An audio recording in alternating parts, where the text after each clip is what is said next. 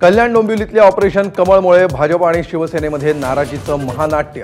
संतापलेल्या शिंदेंच्या मंत्र्यांची कॅबिनेट बैठकीकडे पाठ। शिंदेंची नाराजी दूर करण्याचे भाजपकडून प्रयत्न।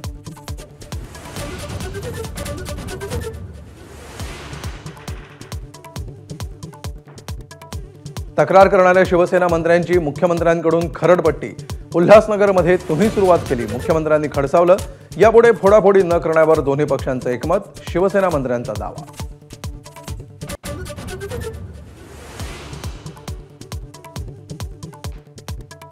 संभाजीनगरमध्ये एकही शिवसेना शिल्लक ठेवणार नाही, भाजपवासी होताच राजू शिंदेंचा हल्लाबोल। तर नाशिकमध्ये यादवई हिरेही उद्धव ठाकरेंची साथ सोडत भाजपच्या गोटात।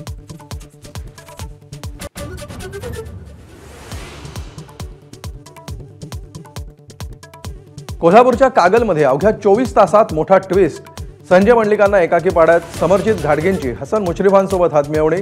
चंदगड आणि मुरगुड पाठोपाठ कागलमध्येही दोन्ही राष्ट्रवादी एकत्र।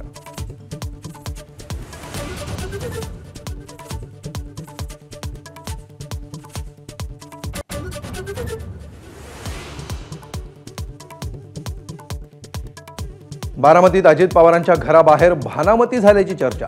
ऐन निवडणुकीच्या रणधुमाळीमध्ये फुटपाथवर लिंबू सापडल्यामुळे तर्कवितर्कांना उधाण।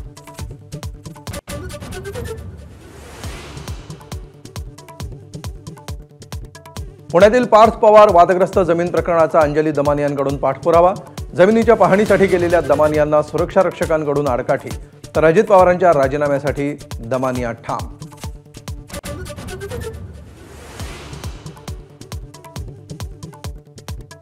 बिबट्याचे मानवी हल्ले राज्य आपत्ती ठरवण्याचा प्रस्ताव मंत्रिमंडळासमोर आणा। बैठकीत मुख्यमंत्र्यांचे निर्देश। तर बिबट्यांच्या हल्ल्यांमुळे जुन्नरसह पुणे भागातील शाळांच्या वेळेत बदल।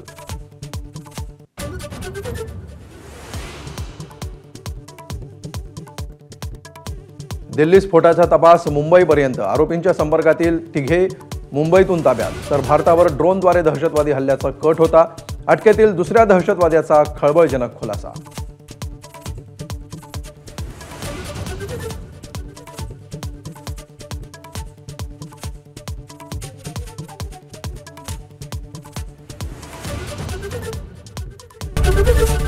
एबीपी माझा, उघडा डोळे बघा नीट।